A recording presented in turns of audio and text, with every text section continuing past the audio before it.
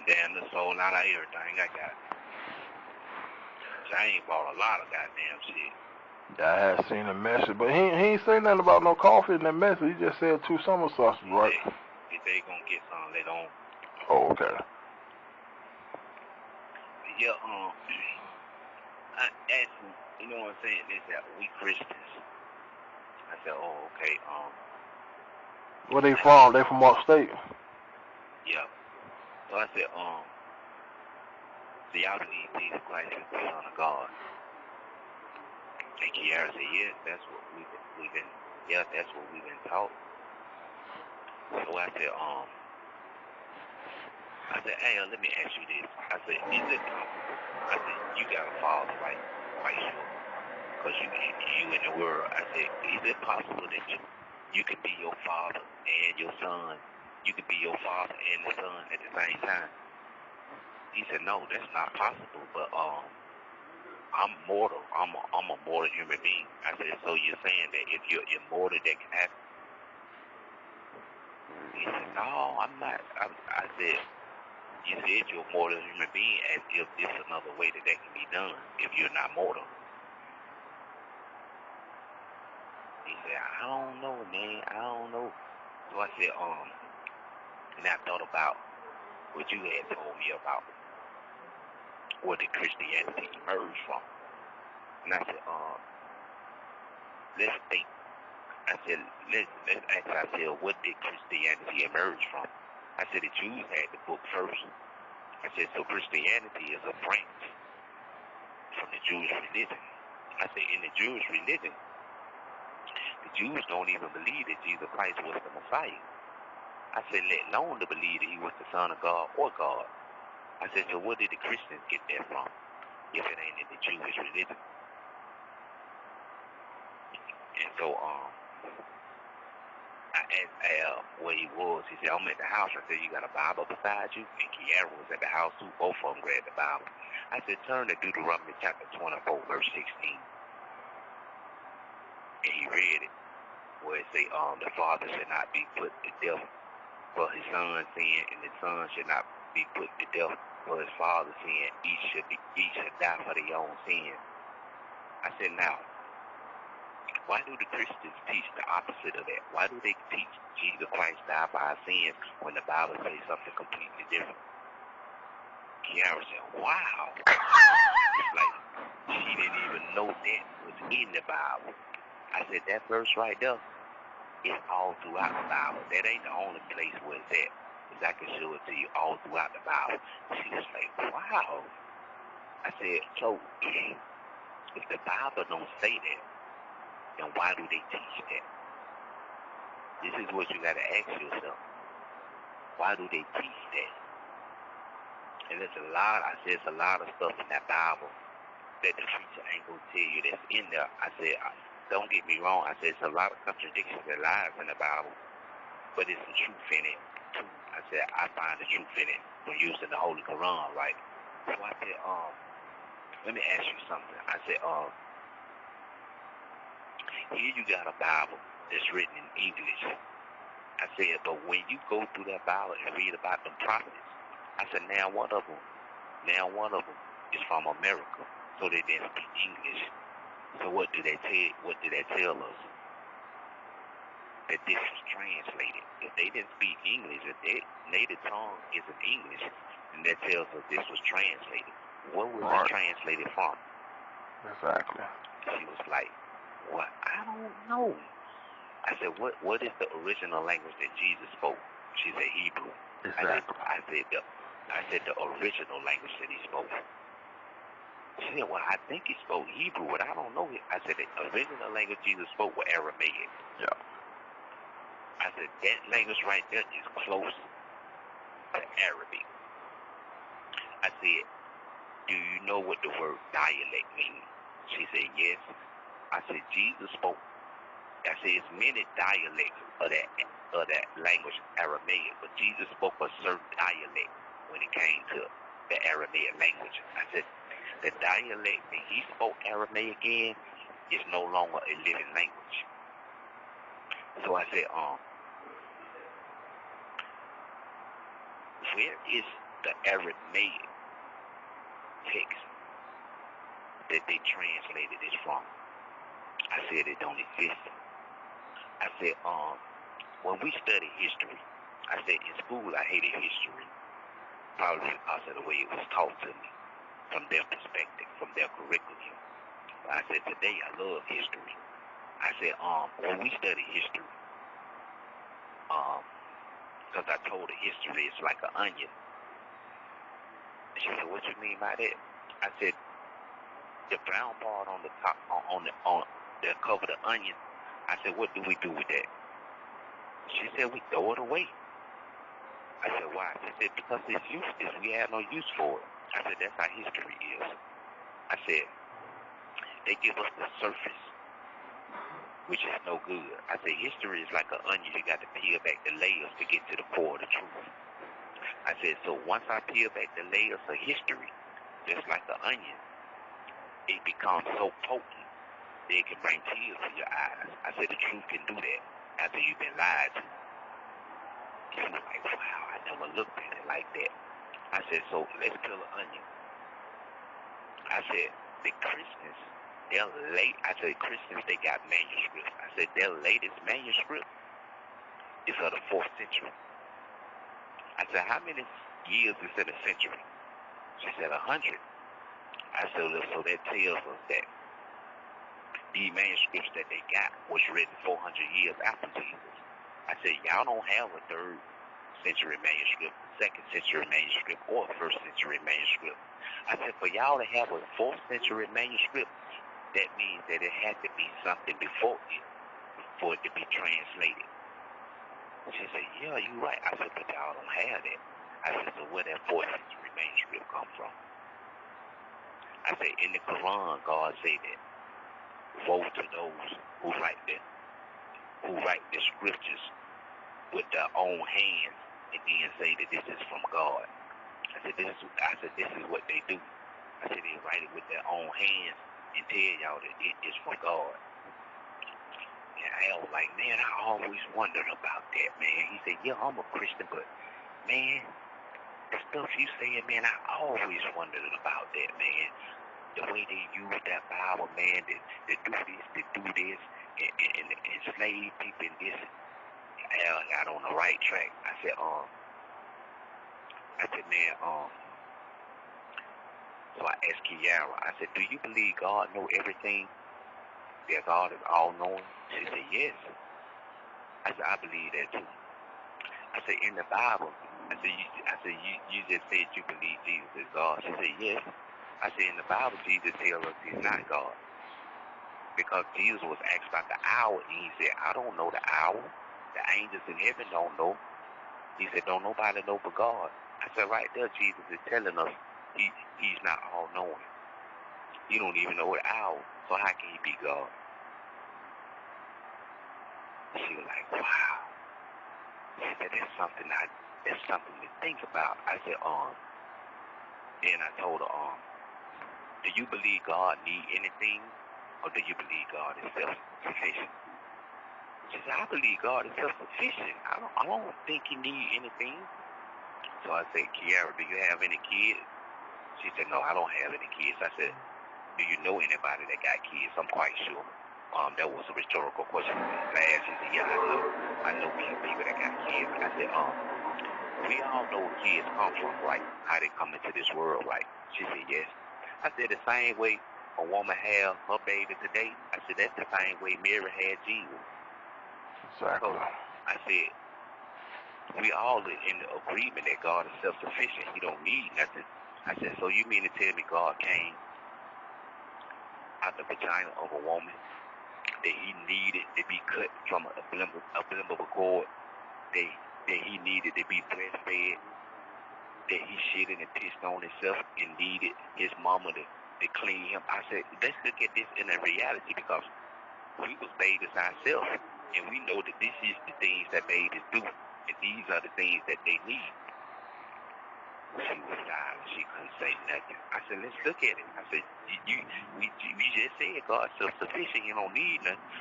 But from what you've been taught, he needed somebody to clean his ass when he shitted on himself. I said it just like that. Man, both of them were just silent, and they couldn't say nothing. So you really got to think about what it is that these people done condition you to believe, they condition you to think. I said, once you put it to logical thinking, the reason, it don't make sense. It don't make sense at all. Man, they were just stunned, bro. They couldn't say nothing, bro. They couldn't say nothing. Man, what was there to say? See, that's a situation like you said. Sometimes you can appeal to a person's intellect. And you know, a lawyer in particular pride themselves off of being intellectually. They just do. Yeah. That's their occupation. So once you coin it that way and administer it to them that way, yeah, what can they really say? Once you break it down about, like you said, always establish first what their idea is of God. Yeah, right. Once you lock that in, now there's nowhere around it. Now you already said God is self-sufficient.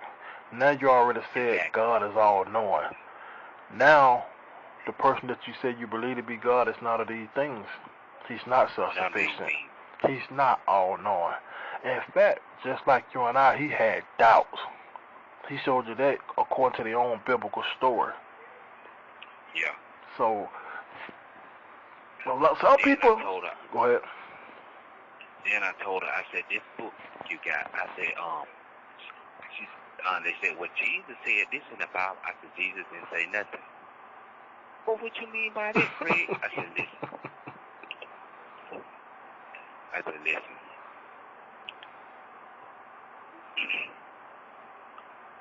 In the Bible, there's a verse where it said Jesus quoted to his disciples, go out and preach the gospel to all nations, making them disciples.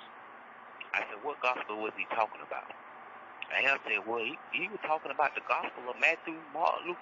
I said, no, he wasn't, because them gospels didn't exist then. I said, them gospels came 400 years later. Oh, man, you right. I said, what gospel was Jesus referring to back then? Man, you right, them gospels, they did come 400. I said, so what gospel was Jesus talking about when he told his disciples to preach the gospel? I said, we know it ain't the gospel of Matthew, John. I said, listen. I said, Kiara, if I say, I want you to go get Kiara for, and a person say, Kiara who? And I tell them your last name. I say, your last name is going to distinguish you from all the other women that's named Kiara because it gives you a personal identification. I said, what was Matthew's last name? Luke, Mark, or John? Oh, I don't know. I said, these authors are unknown. I said, these authors that they telling you about is unknown. I said, so if they are unknown, how can you authenticate what they saying that they wrote? You don't even know who they are. Wow. I said, listen. I said, Jesus didn't write nothing in that Bible. I said, if you look at the gospel, this is the gospel according to Matthew, according to Mark. Where's the one according to Jesus? She was silent. She couldn't say nothing. So I said, what you have is someone saying something about someone else. Jesus didn't say that. This is what they're attributing to Matthew, Mark, Luke, and John. It's according to them, not according to Jesus. She was like, oh my, wow. She said, well, we just been asking, these are things that we were been taught by our parents, and our parents been taught, and this has been taught. I said, I understand that, but he said, Craig, you're right though. And I always question this religion about Christianity, the way they use it, and this and that, this and that, this and that, this and that. I said, hey, let me ask you something. I said, in the Bible, it says, if somebody slap you, turn the other cheek. I said, in the days of slavery, when our ancestors were slaves, who was doing the slapping? He said, a white man. I said, who was turning the other cheek? He said, us. I said, see, how the way they enslaved us, not only physically, but mentally, emotionally, financially, and spiritually. I said, physical change, you can see, you can break. But the mental, the emotion, and the spiritual, these are invisible change. You can't see them. I said, how did you break them, Al? He said, man, I said, you break them with knowledge, wisdom, and understanding. I said, this is what they don't want y'all to have. I said, Al, back in the days, they had a law on the book. They said it was against the law for black people to read and write. And they had a saying, if you want to hide something from a black person, put it in a book. Say it make perfect sense. If it's a law against you to read and write, that's the perfect place to hide it at. I said, but then when it came time, but when we can read and write, they told us, yeah, you can read, but this is the only book you can read, is the Bible. I said, now listen, what make you think that a group of people that's been lying to our ancestors and us all our life, lying to you about your history, this and that, lying to us today, what make you think all of a sudden they're going to give you the truth? That, you read, give you the truth. Well, you got to think. He said, man, you're right, man. He said, you're right, you can't believe nothing you white folks say. He said like that, right? Well, they both black? Or they... Yeah, both of them black, right? But I got some white lawyers that be on the phone, too, when I be talking like that. Yeah. And my head lawyer is white. Man, I don't be playing with them, bro. I don't be playing when I tell them. Man, Kiara, she was just silent. She was just stunned. She was like, man, I said, let's take Christmas for instance. I said, here it is, the parent don't work all year. But then they teach you, you don't take the credit for buying the gifts. Get a credit to that white man in his white suit with that white man. But you the one that slayed all year about these gifts, but that lie to your child. Lie to your child and tell your child that the white man bought this. I said, what it is that psychologically, what it is that we teaching our child. We're teaching our child inferiority complex to look at this white man as our gift bearer. That he know if you naughty or nice. I said, well, I'll give this white man attributes that belong to God only. Only God knows if you're good or bad. I said, but they teach you to give these attributes and characteristics to this white man. I said, man, we got to look at what we're passing down from generation to generation to our kids. I said, even to the heroes. All the heroes white. Superman, Batman. I said, even take the picture that they show you with Jesus Christ. I said, I want you to imagine something for a second. All these years that they've been showing you this white man, this Jesus. I said, take in mind, what if there was a black man that was showing you all those years? I said, can you see the ramifications of that? And they hit them. They were like, oh, man. I said, you see why they give you that image now? Because it was a black man, and your perception to be something totally different.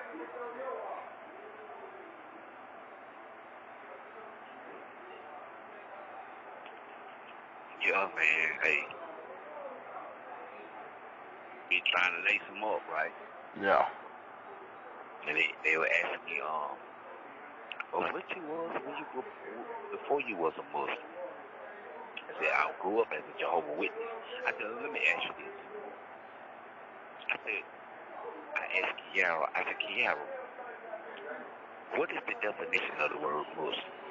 Because I say, if you take the word perception, I say every word carries a definition, like the word perception, or the word mind, or the word psychologically. These words carry a definition. I said, what is the definition of the word Muslim? She said, I don't know. So I said,